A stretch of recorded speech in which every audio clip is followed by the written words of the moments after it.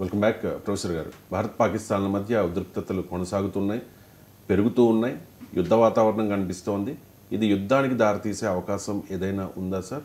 లేకపోతే దీన్ని అంటే సమస్యపోయే అవకాశాలు ఏదైనా కనిపిస్తూ ఉన్నాయా? అసలు వార్ను స్పెక్యులేట్ చేయడం అంత మూర్ఖత్వం ఇంకోటి ఉండదు. ఎందుకంటే ఇది క్షణక్షణం మారుతున్న పరిస్థితి, ఎవాల్వింగ్ సిచ్యువేషన్ అంటారు.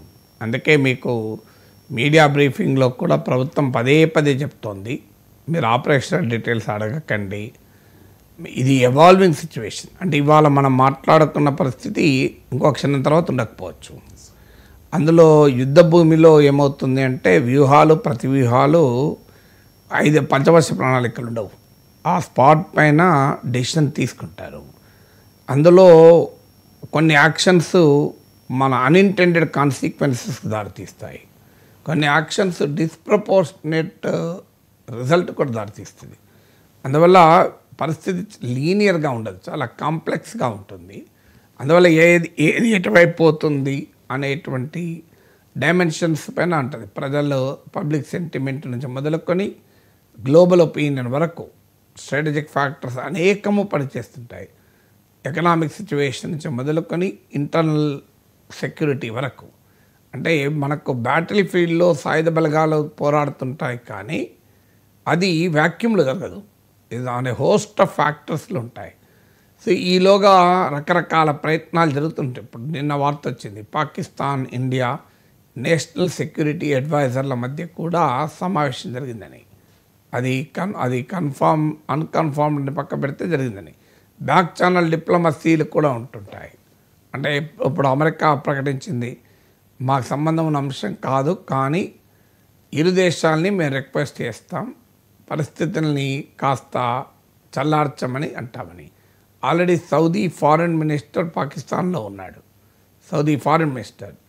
ఇరాన్ ఫారెన్ మినిస్టర్ నిన్న ఇండియాకు వచ్చారు. ఇరాన్ ఫారెన్ మినిస్టర్ మన ఇండియన్ ఫారెన్ మినిస్టర్తో చర్చలు జరిపారు. అందువల్ల ఇలా ప్రపంచం కూడా రియాక్ట్ అవుతూ వస్తుంది. తర్వాత డెవలప్మెంట్స్ ఏ టర్న్ తీసుకుంటాయో కూడా తెలియదు. ఇప్పుడు ఆల్రెడీ బెలూచ్ వాళ్ళు తిరుగుబాటు మొదలుపెట్టారు. మరి ఏమైనా ఇరాన్ నుంచి కూడా పాకిస్తాన్ పైన వస్తారా? తాలిబాన్ కూడా రియాక్ట్ అవుతుందా? సో దేని ఇంపాక్ట్ ఎలా ఉంటుంది అనేది ఒక క్లియర్గా ఎవాల్వ్ కావడం కష్టం. అందులో ఇలాంటి సైకిల్ ఆఫ్ వయలెన్స్ను మొదలు పెట్టడం వరకే అసీం మునీర్ చేతిలో ఉంటుంది, ఆపడం కూడా ప్రతిసారి ఆయన చేతిలో ఉండదు. ఎందుకుండదు అంటే డొమెస్టిక్ పబ్లిక్ ఒపీనియన్ కూడా కీలకమవుతుంది. ఇప్పుడు ఆల్రెడీ ఆర్మీ పొలిటికల్ లీడర్షిప్ లెజిటిమసీని కోల్పోయి ఉన్నారు. అంటే వారు ప్రజల నుంచి తీవ్ర వ్యతిరేకత వ్యక్తమవుతుంది. ఇండియా కూడా ఆ పబ్లిక్ ఒపీనియన్ ఉంటుంది. ఇప్పుడు ప్రజల సెంటిమెంట్ కాదని డెమోక్రటిక్ నేషన్స్లో ప్రభుత్వాలు వ్యవహరించలేవు. ఇప్పుడు ఉదాహరణకు మన ప్రభుత్వం మధ్యలో చేతులు ఎత్తేయలేదు కదా. అందువల్ల రెండు వైపులా కూడా పబ్లిక్ సెంటిమెంట్ ప్రభావం కూడా ఉంటుంది. అందువల్ల బ్యాటిల్ ఫీల్డ్లో అప్పర్ హ్యాండ్ ఎవరికి ఉంది అన్న దానిపైన ఉంటుంది. అందువల్ల war is a very complex question. పాలిటిక్స్నైనా మనం స్పెక్యులేట్ చేయొచ్చు, కానీ వార్ చేయలేము. 2022 నుంచి 25 అయిపోయింది, 3 years in Ukraine war. Trump వచ్చాక దాదాపు అయిపోయింది అన్న భావన కలిగింది. ఇది క్లోజ్ అవుతుంది, డీల్ కుదరబోతోంది అన్నారు. సౌదీ అరేబియా వేదికగా చర్చలు జరిగాయి, కానీ సడన్గా ఇప్పుడు ఏమైందో తెలియని పరిస్థితి, ఒక రకమైన ఫ్లక్స్ క్రియేట్ అయింది. సో అందువల్ల ఈ వార్ లైక్ సిచ్యువేషన్స్ కాన్స్టాంట్గా ఎవాల్వ్ అవుతాయి. అనేక ఫ్యాక్టర్స్, ఫోర్సెస్ ఆపరేట్ అవుతూ ఉంటాయి. ప్రతి చర్య మనం మెజర్డ్గా ఉండదు, దాని రియాక్షన్ రకరకాల డైమెన్షన్స్లో అది స్పిల్ ఓవర్ అవుతుంటుంది. అందువల్ల లెట్ us నాట్ స్పెక్యులేట్. ఇప్పుడు జరుగుతున్న దాన్ని మనం ఎలా ఎదుర్కోవాలని. ఇప్పటికైతే భారతదేశం సక్సెస్ఫుల్గా పాకిస్తాన్ కుట్రల్ని, కుతంత్రాలని ఎదుర్కొంటూ వస్తుంది. Let us hope better sense will prevail on Pakistan.